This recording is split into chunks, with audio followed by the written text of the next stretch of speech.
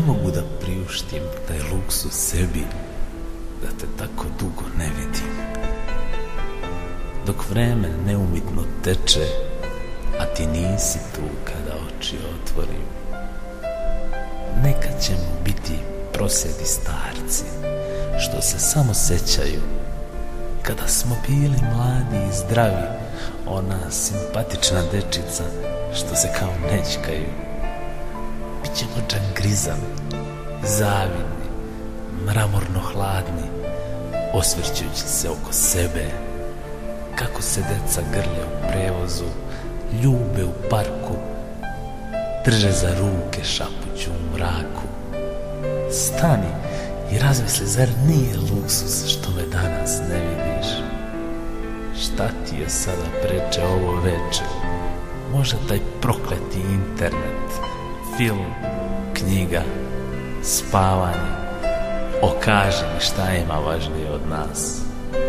Kada budeš baka i kad ti bude trhtao glas, znaj da nije od starosti nego od žala, što si nekad životu mogla reći hvala.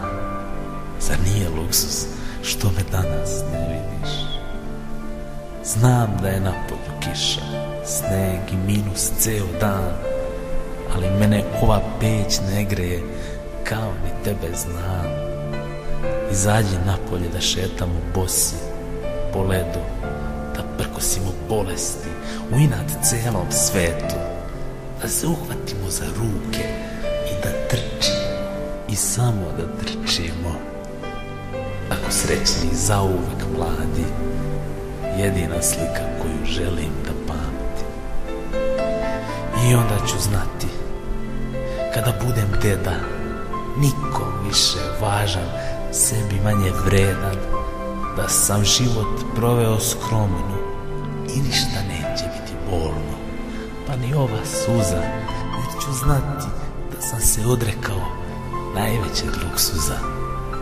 Kaži mi, zar nije luksuz što me danas ne vidiš?